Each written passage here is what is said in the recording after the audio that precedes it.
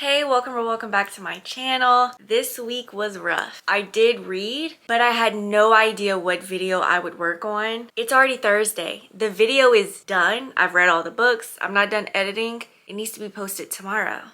I have no intro. Looking back on everything that I've read, I read romance this week. Love was in the air.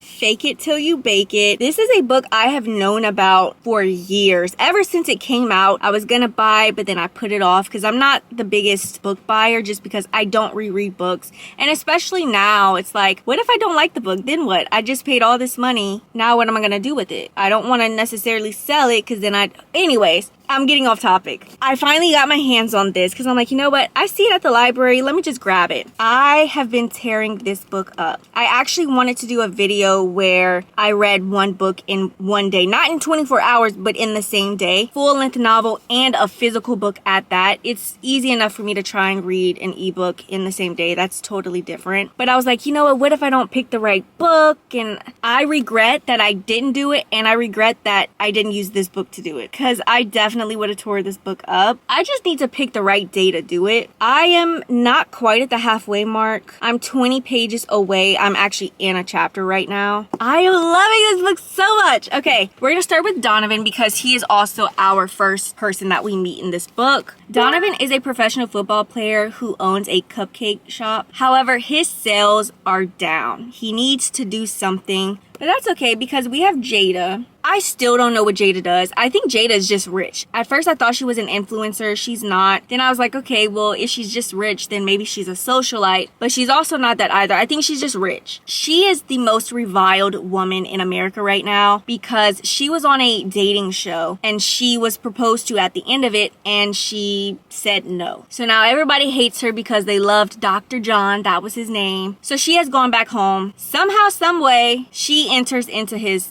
cupcake business. She downplays his cupcakes. She also don't even know who he is, nor that he owns the shop, but she's trash talking. However, she's gonna soon need him because she needs to prove to her grandma that she can keep a job for 6 months in order to get her trust fund. So she ends up working at Sugar Blitz. That's the name of the cupcake shop. While they're also there, they will end up fake dating because he is already famous. She is now famous because she let somebody down, and now they're trying to track who she's with, where she's at, what she's doing, because she did lie on the show that the reason she declined the marriage is because she kept thinking about somebody from home, which was a lie. She was not dating anybody, nor did she have somebody waiting for her. And it goes viral that her and Donovan are together. Believe it or not, I just got to the fake dating in here. The first 100 pages was used to introduce us to both Donovan and Jada and just to see their dynamics and the banter and the back and forth, and I really enjoyed that. I actually forgot about the fake dating, and then once we hit page 100, something happens and that's when they decide they're gonna fake date. The book is not that long, which I'm really liking because I think had this have been longer, I may have some complaints. I'm not too mad that we've waited 100 pages before we got to the fake dating because it kind of made sense. I liked seeing the first 100 pages of them interacting and just getting to know them as people and how their dynamic was gonna be. And now that we've been introduced to the fake dating aspect, it's kind of like, okay, I'm ready. I'm ready to see what they have for us. I will say, when that does come about, Donovan does mention that they've only known each other for 3 days.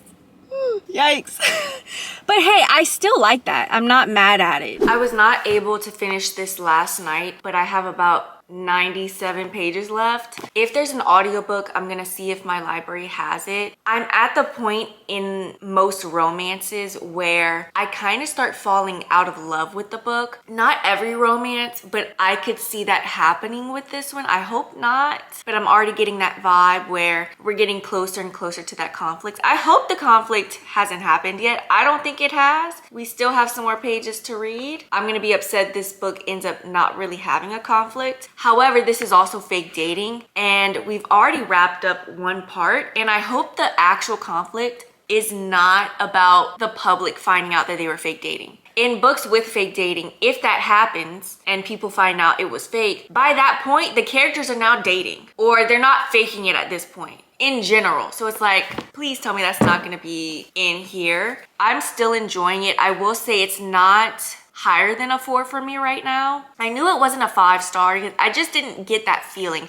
And then once we started getting towards the middle of the book and something happened, I'm like, that kind of solidifies it being a 4-star for me and not anything a little higher. And depending on how it finishes, which I can still see myself giving this a 4-star through it all. I want to see if my library has the audiobook. And I might not listen to it, but just in case, because again, I don't have that much longer. They do. And who knows, I might not even like the audiobook. Like I might listen to a few minutes and I'm like, ugh, I don't like this. I gave Fake It Till You Bake It a 4-star. After the halfway mark, there were a few instances where I felt like Donovan and Jada were a little too silly, a little too goofy, but they can't have a silly, goofy mood. I think had I read this book a few years ago, I maybe would have let that affect my rating. And it was only a few instances, maybe like the 75% mark. And then the conflict happened and my eyes were moving a mile a minute. I realize now another reason why I did enjoy this book is because Jada and Donovan interact with each other within the first 2 chapters. And I really love in romances where the 2 characters or however many characters interact within the first, I'll say 3 chapters. And I say 3 chapters if they're short. Not if the chapters are going to be 20 plus pages long. No. And then the epilogue, oh my gosh. I don't know if I mentioned this, but I do have the second book. I'd gotten it from the publisher. It's a finished copy. And now I want to read it because the end of this book ends with an epilogue. And it kind of ends on a little cliffhanger, at least for that next book. And I'm like, oh, what are we talking about here? I want to be in the know. I think I'd also mentioned I would listen to the rest of it, or at least some. I did end up listening to the rest of it. It wasn't bad. I enjoyed it. I liked the narrator. And it was nice because the chapter that I had stopped on before I started the audiobook was a spicy scene. And it did have spice, by the way. I don't like my cartoon covered books to have spice. I don't know. I'm just very picky about my spicy books. And I wouldn't say this was a spicy romance though. I would just say this is a romance with spice. There wasn't that many. If anything, I think it was one scene split up into like 3 chapters. That's too much for me. It wasn't bad and I kind of just ignored it a little bit in my ears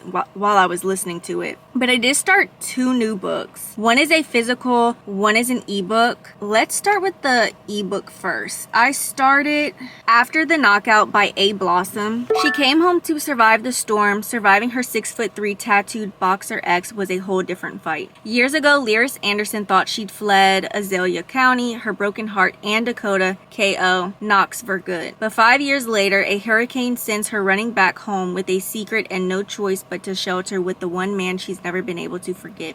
Dakota, aka K.O., Knox, is on the verge of the biggest fight of his career. The last thing he needs is the woman who disappeared from his life without a trace, showing back up with a secret big enough to knock him completely off his square. When the storm finally passes, K.O. and Lyris will have to decide if the love they lost is worth fighting for one more time, because sometimes getting knocked down isn't the end of the story, it's what happens after the knockout that matters. I am 45% of the way through. I'm gonna tell y'all what the secret is, because it's not really a secret. I knew before I even started it what the author was hinting at, but it's also at the very beginning of this book. And I just want to read y'all what A. Blossom wrote. This is the trigger warning, actually. This book may raise your blood pressure. Yes, a woman looked at a fine professional boxer and decided to keep their child to herself. So it's secret, baby. If women keeping children away from rich, fine men raises your blood pressure, this may not be the book for you. There's also graphic on-page sex, violence, kidnapping, emotional trauma, grief, anxiety, and a hurricane. And that is very detailed. The first few chapters, the hurricane isn't there yet, but there's hurricane-like weather going on. I mean, my heart was beating so fast. And it was traumatizing because it wasn't just a regular old little hurricane, you know, like a little rain, a little wind. Where she ends up staying during the hurricane, I want to say it's 6 floors. The first 2 floors filled with water. The person that came and got them was in a boat and he could reach them on the 3rd floor. Just to tell you how bad that hurricane was. A. Blossom has a note at the beginning of the book. I even highlighted it because I thought it was so funny. She said, "Hey Flower, to everyone who said they don't like the secret baby trope and then immediately downloaded this book, I like to respectfully mind my business.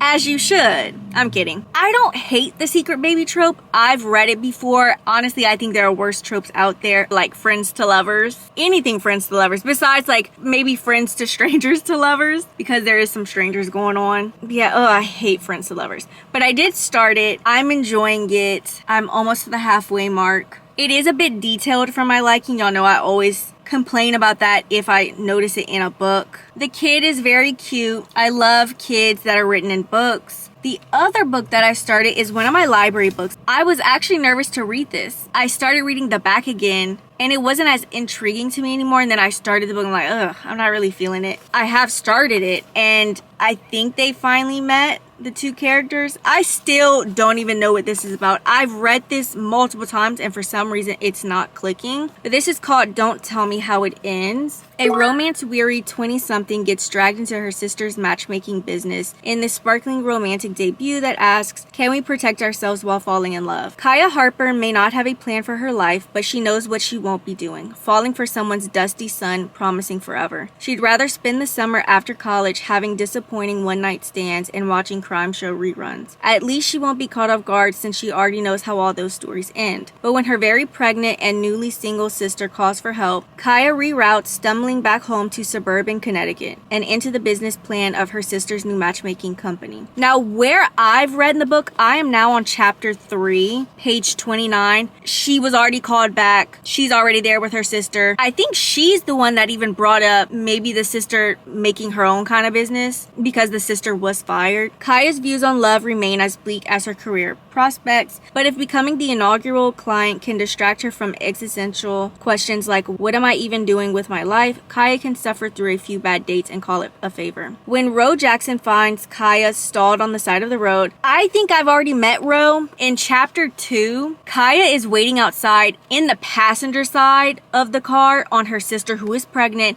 She went inside to pee, and there's a guy who knocks on the door, and he's telling her like, you're parked illegally. She was in front of a fire hydrant and they just go back and forth, back and forth. And it was so funny. He's like, yeah, I'll let somebody else deal with it. And a cop actually comes and knocks on the door. He's like, you gotta move. And she did, and she saw him, and I think she told him like, I bet you're happy now. It was just a fun interaction. I'm assuming that's who that is. I just don't know when are they gonna meet, I guess, the second time. He isn't put off by her attitude. His steady disposition is Kaya's opposite and makes him exactly what she needs, a friend in town who can handle her just as she is. But as Ro talks Kaya through a summer of failed matches, she finds herself drawn to more than just his poetic outlook and friendship. Kaya hadn't seen this one coming, but as she and Ro grow closer, she'll have to decide what's more important, needing to know the end of every story or jumping into the unknown. I hope this is not a disappointment. For some reason, this is reminding me of one of those books by Maya Angelou. I don't remember what it's called, but I feel like I'm having traumatic flashbacks because Maya Angelou is not the author for me. I've read 2 of her books, didn't enjoy them, but this last one of hers that I read at the beginning of this year,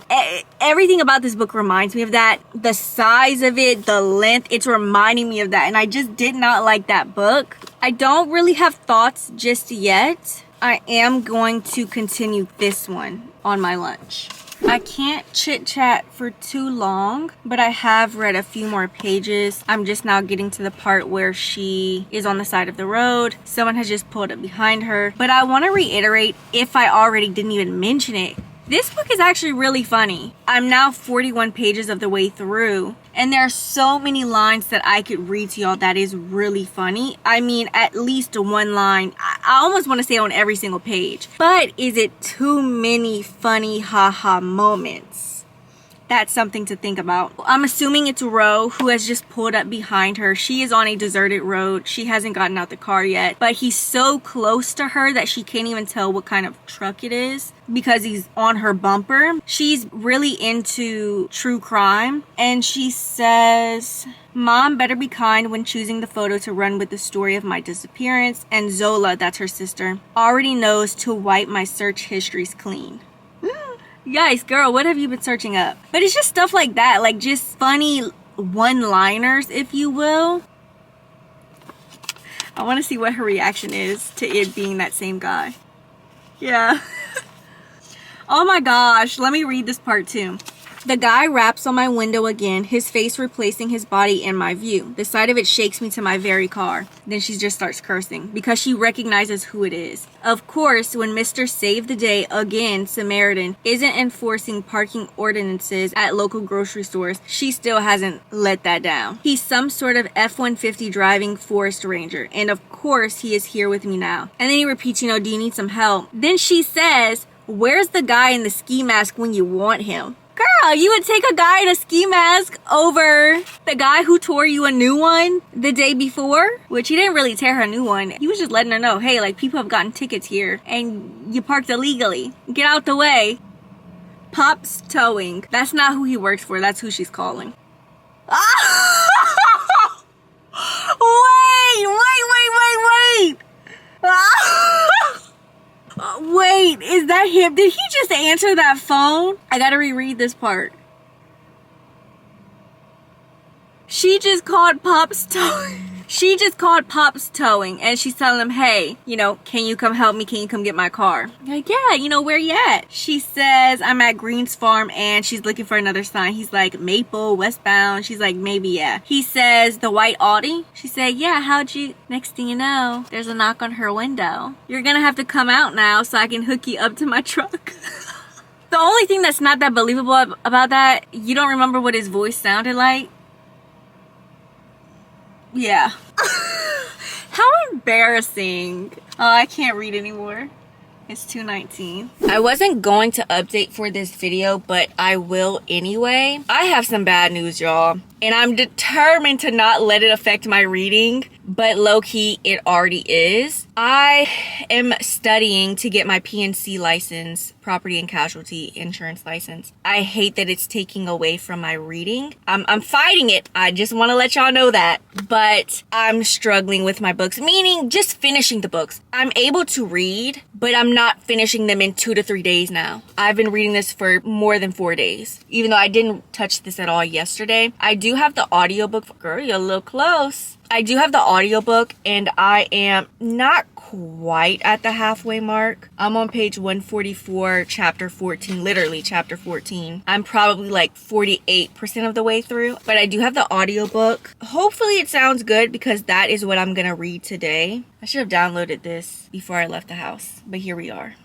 But anyways, that's what I have planned for today. Now, because this studying is affecting my reading, it's also going to affect what kinds of videos I do. I still want to do my themed videos like reading romance for a week and stuff like that. But in videos like that where I'm not doing weekend reading vlogs or what I read in a week, I do try and read 3 books in a video. I just don't know if that's going to be possible now, trying to read 3 books in 1 week. Because I feel like I'm already behind schedule. So I might be doing, hey, this is what I read this week. Some short videos like that, sit down videos, if you will. But we'll see. I'm just going with the flow. It's telling me I've already read 4 hours and 20 minutes of the book out of 8 hours and 40 minutes. It's been a while since I've updated. I have started editing this video. I have not looked at my most recent clip. However, I do have my iPad with me, so I should probably do that once I'm done here. But I do know I was talking about this book. I still haven't finished it. I started listening to the audiobook not too long. Well,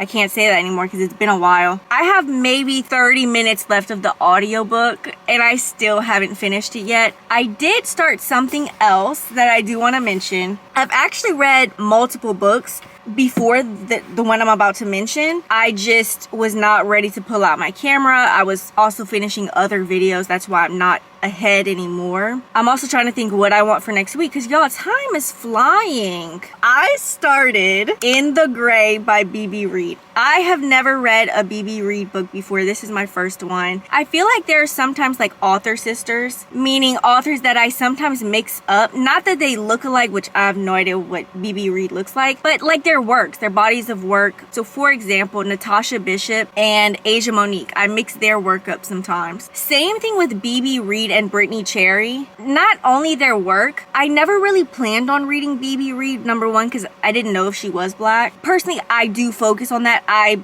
basically choose my books based off of the author. Hey, I'm gonna admit it to you. And I do prefer to read majority black books throughout the year. And I do know that BB Reed does have a few books that have like white characters, not like interracial, but white characters. And I know Brittany Cherry does as well. And that's why I was like, I'm not really planning on reading a Brittany Cherry book and or a BB Reed book. However, In the Grey is a book that so many people have read, so many people rave about it and talk about it. I'm like, you know what? Let me just check it out for a second. Number one, are the characters black? They are black, so period. So I did start that. I am, because I read it today, so it didn't update on my phone. I want to say I'm 55% of the way through. It is long. It's a little over 400 pages. 440. In the Grey is an all-new, well, at the time it was all-new, wickedly sexy and boundary-pushing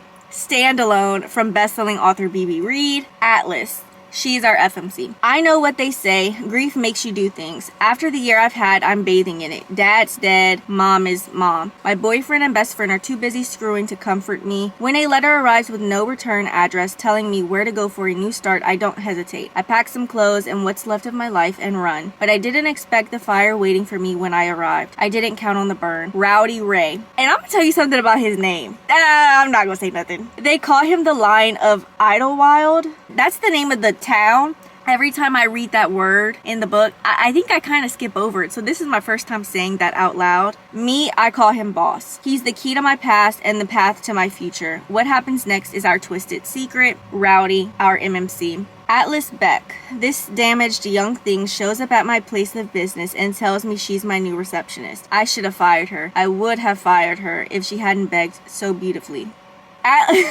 Atlas told me not to let her go, but she didn't know what she was asking, and now it's too late to put the crazy back in the cage. And let me tell you, the man is crazy. In the Grey is a dark contemporary standalone with themes some may find triggering. Please read the foreword before proceeding. I skimmed some of the reviews, however, I didn't want to read too many because I remember seeing one that said, you know, I don't want to spoil it, but da-da-da-da-da. So I'm like, you know what? We just gonna hold off on it. I still don't really know what I'm expecting because let me read you the foreword or whatever that she put at the beginning with the content warnings. In the Grey contains themes that some may find upsetting, including but not limited to strong language, graphic sex, violence, suicide ideation, drug use, morally gray characters, and aggressively dominant hero. Heavy on that. I'm gonna repeat it again. An aggressively dominant hero. Taboo relationships and various kinks. Taboo is different than forbidden, right? Everything taboo is forbidden, but not everything forbidden is taboo. So far, I think what is taboo in here is the age gap. She's not of drinking age. Let me repeat that. She is not of drinking age. Our MMC is 35. She is 19. Yeah, I'm assuming that is what's taboo in this book. I'm not gonna front with y'all. Yesterday was rough. I worked on the same project yesterday from around 11:30 a.m. to 4:30, obviously with an hour lunch somewhere in between there. When I actually went to lunch, I forgot what I did. Did I read? I did read on my lunch. Bad news is, which that also sounds kind of bad, but the other bad news is, I think when I get on my lunch, I'm just gonna close out the video. I just don't think I'll be able to finish In the Grey by Friday. It is already Wednesday. And I totally forgot because I did start editing this video. I spoke about another book at the beginning, or somewhere in this video, about the book by A. Blossom, like After the Knockout or something. I totally forgot that until I started editing. So I'll also talk about that, whatever I remember. I was able yesterday to finish the audiobook that I was listening to. But the reason why I wanted to come on, even though I probably won't finish this book for this video, it will obviously be in the next one because I'm not ahead with my videos anymore. It is what it is. So maybe this weekend I'll do maybe like a readathon or something. I don't know, because I really need to lock in on my studying, which is what I did last night. I actually stayed up till a little after 11 because I was finishing the practice exam. I'm gonna have to retake it because you cannot go to the next section without passing it. I think I got like an 84 out of 152. Not bad. Because what do you mean I got 80 some questions right? But a lot of them I also guessed because whenever I took the practice exam, when I started it, I had skimmed through the section that I actually need to know. Because I was just so done. I just wanted to see what the exam was about, the practice exam. I say all that to say I will try to make some room to finish this book. But while I'm here, I am now 71% of the way through. And something just happened in the book with our main character, Atlas. Oh my gosh, how did I forget that? So something just happened with Atlas at 71%. And I think finally we're about to get some information, not right now, but I think what just happened is the catalyst that's gonna set everything in motion for whatever information that we're about to get. I just hope it's good information. Like, I hope it's something like, as promised, I am on lunch and I will be giving my final thoughts on Tell Me How It Ends, which I actually still have in the car. And after the knockout, girl, I don't remember much about that book. To be honest, I forgot I had even read it and spoken about it in this video. I'm kind of looking at other people's reviews to see what they said. The only I gave it a 3-star, by the way, after the knockout. Wait, let me hold on. I am giving After the Knockout a 3-star. The only thing I do remember saying when I read it, it was very child heavy. So again, this is Secret Baby. It tells you that at the very beginning of the book. It also hints at it in the synopsis. This is years later. So this baby is now about 6 years old, maybe 5. The child is speaking. Y'all, I got my fan buzzing. But in books where kids are written, the ones that I read, they're probably in there a good, 70%, 60%. The kid was very much, you could say, a third character. He was heavily written in here. People gave it a 5-star. Let me see if I can find some 3-star reviews to see if it kind of jogs my memory what didn't work for me, because I don't remember. That's the sad part. I did have some thoughts on this book, but I think I just read it so fast I didn't even have time to write notes down. So someone said, I didn't feel the story was fleshed out enough. It felt very rushed and didn't have the character connection that her other books do. She's talking about A. Blossom as an author. I agree. I do remember feeling that while I was reading as well. It was just going very quick. Okay, this one's a little detailed. I don't think I'm going to read it out loud just yet because they may have some stuff in here that you shouldn't know, but let me see. Wait, what character was that? Oh, yes. I remember. It was so confusing. The climax. So yeah, I can't read this review because they are talking about the climax. Not the climax, the conflict. And it did jog my memory. So that's why I do like to read reviews after I'm done reading. Especially if it's been days since I finished a book. Hell, I think it's been a week or 2. It jogs my memory a lot of times. When the conflict hit, I was so confused. I felt like there was just so many characters, so many things going on. It left me confused. So I'm pretty sure that also had to do with my 3-star. Overall, the book itself wasn't that believable. And I know some people might hate that because it's fiction. You should get to suspend a little bit of belief, but I don't always like doing that. I do like for my books to make a little bit of sense. And a lot of times I try not to let that affect my rating. And sometimes I don't because I'm like, you know what, this book is just silly. There was a book I read, I guess after that, it was probably supposed to be in this video, but I just didn't talk about it. I read Big Trouble in a Little Mafia, and that book was just all around silly. I even have it in my notes. Their banter was a bit silly given their ages. Well, that's a bit ageist, but they were in their 40s. Well, he was 42, she was 39, turning 40. But again, I try to suspend a little belief. I think I ended up giving that book maybe a 4-star. So it didn't really affect me in there, but I will bring it up if I notice a book is like silly and or not that believable. I'm giving this a 4.5. Where do I start? The one thing that I just want to mention, stay with me now, lock in. The book felt too perfect. I don't know how else to explain it besides the way the book read. It read like a movie. Like if someone were to just take the book and put it on the screen, they could do that. The funny one-liners, how some scenes took place. It was giving movie. It was giving maybe not movie theater movie, also not Lifetime. I would say it was giving like a Netflix movie or a Hulu movie. And it was almost too polished. I wish I could have been in my head as I was reading it because it's one of those things where it's like I can't say out loud what the issue was. Like, what does it being too polished mean? Because I will say this, it has nothing to do with the writing. I think it just has to do with how the story took place. And it's just, to me, it just came off so different compared to other romances that I've read, like romance books. And that really threw me off. There's really no reason for me not to give it a 5-star and at least give it a 4.75, but I just can't give it a 5-star. I don't know if it just felt fake, too perfect. That might be what it is. It just felt too perfect.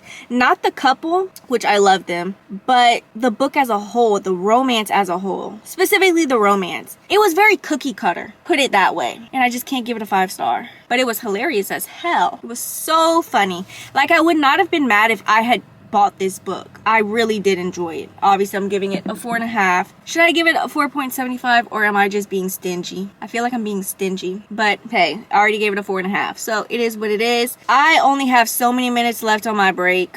Look, I'm about to finish In the Gray. If I didn't mention it already, I will give y'all my final thoughts on it, hopefully in next week's video. Who knows what video I'm doing next week. But that is it for today's video. If you reached the end, comment down below this emoji, and I'll see you next week.